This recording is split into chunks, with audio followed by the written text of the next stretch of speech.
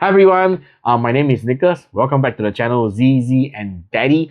Hope you have enjoyed the first video that we put out, talking about the tips on how to up your prawn game. So with that, there's something I actually want to ask you all. You know, me and my son had this little debate. People who go fishing, they are called fishermen. So what do we call those that go prawning? Do we call them prawner, prawn man, or prawning man? You know, why not? I want to hear from you guys. What are your thoughts? Put your answers and your ideas down in the comment section below and let me know what your answers are. So what's going to happen is that the next video that I do, I will pick the most interesting one or the most appropriate one or even the ones that my family likes. And then I'm going to use it, and then from now on, that is what we are going to call the prawning community and see if we can set a trend. So right now, the next few videos, what we are going to do, or what I'm going to do with my kids, is that I'm going to put out, or we are going to put out a progressive series, which is going more in depth on top of the tips that we are talking about. So for today, we will be touching on the floats, on how to adjust your floats and the depth of the water. So to do that, I need my gear. Where's my gear? Okay, wait. There you go. That's my gear. So this is a little tackle box that I bought from Daiso. Very cheap. You don't need to spend a lot of money right at the beginning. So that's why I rather go with the cheap option than to buy the expensive or the more professional versions. So let's have a look at what type of floats do I use. So this is the most common float that you will see over at the prawning places, which is called a short float. So let's try and zoom that in so you can have a better look. Do you manage to get the shots in? Okay, my son managed to get the shot. So this is a size 14, 1/4. So because I want to buy more gear and try out all the different stuff. So I asked someone like, size 14. The person told me, size 14. Hey bro, size 14 very big, right? So I was a bit shocked. I was like, what? 14 is big? Then what's the actual size? So then he actually told me that the common sizes for a single hook setup is a size 8, which is this one. Managed to get it in? Okay, good. So if you look at the two floats side by side, a size 14 and a size 8, there is a visible difference. So then some of you might be wondering, Nick, so do I get the size 14 or do I get the size 8?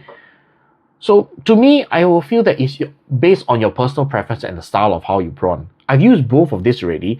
So personally, I do prefer the size 14. You know, as age is catching up, you know, the bigger it is, the brighter it is, the easier I can see it. But of course, the main thing is it is more buoyant.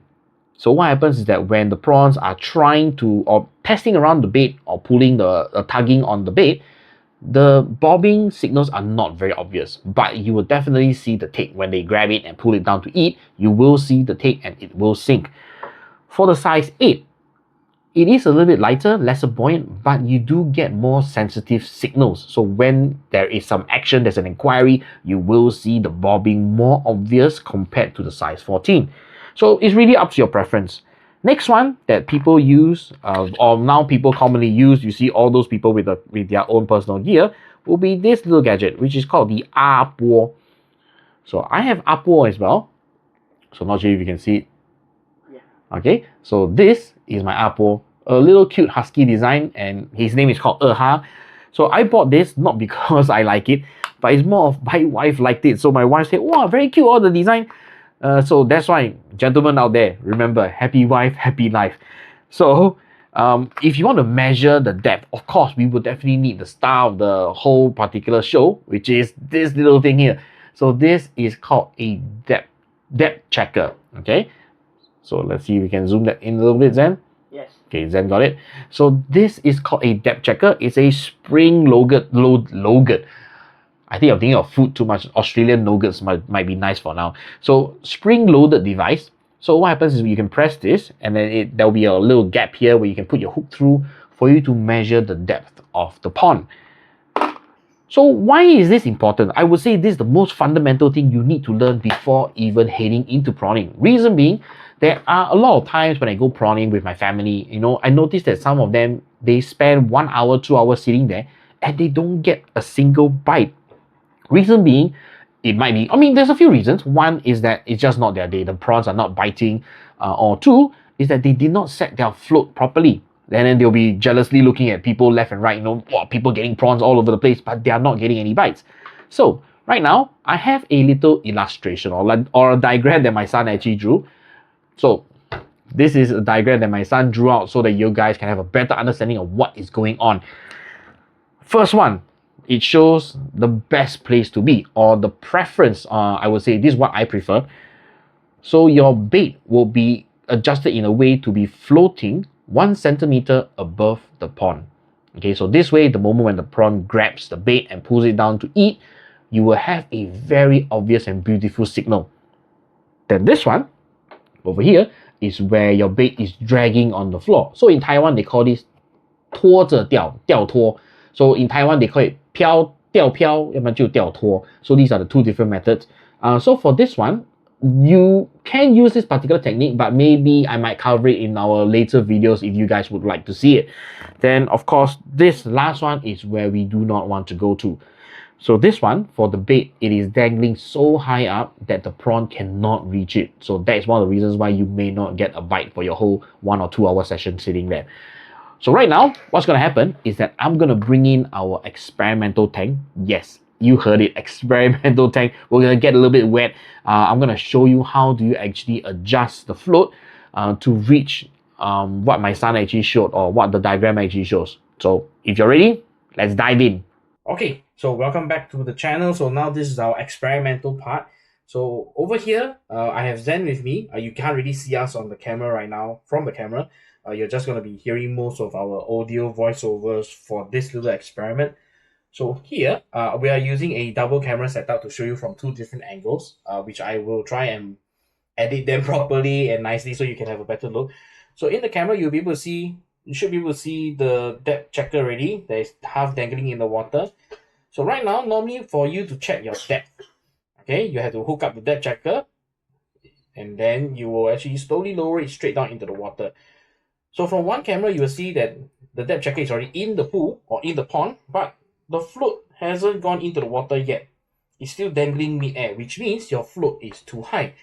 So then if the float is too high, what do we do?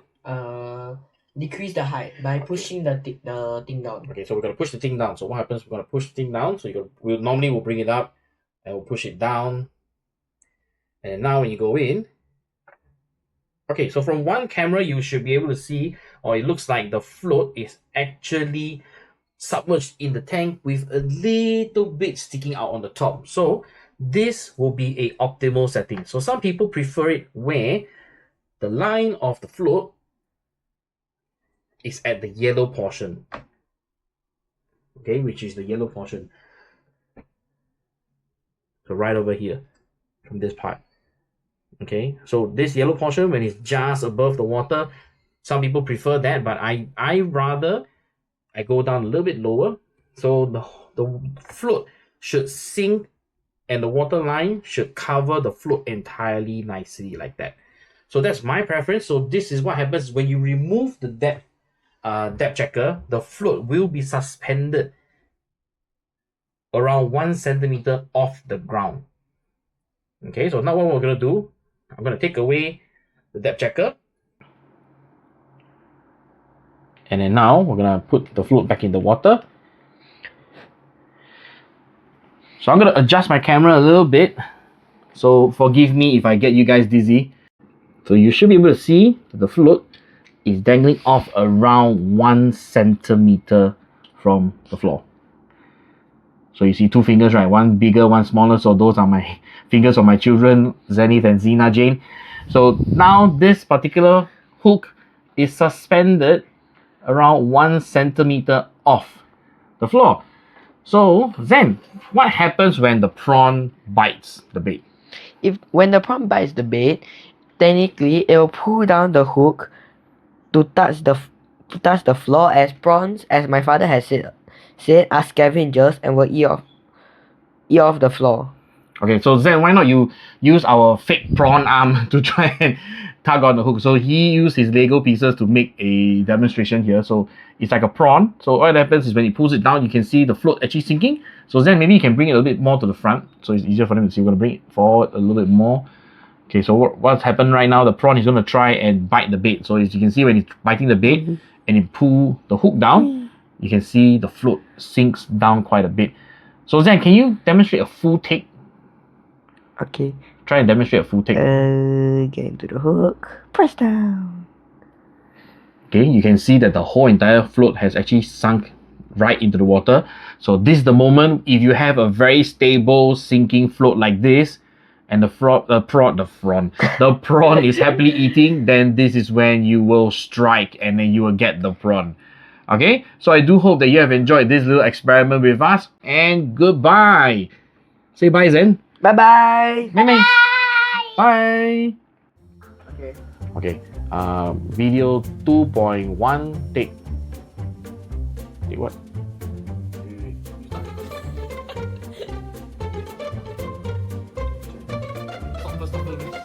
Take. Take what? Take 3? Is it 3? Okay, take 3. You might be thinking, why am I switching my hand back and forth? Why am I hiding my side? Take one. Oh, she's telling me my fingers are too fat.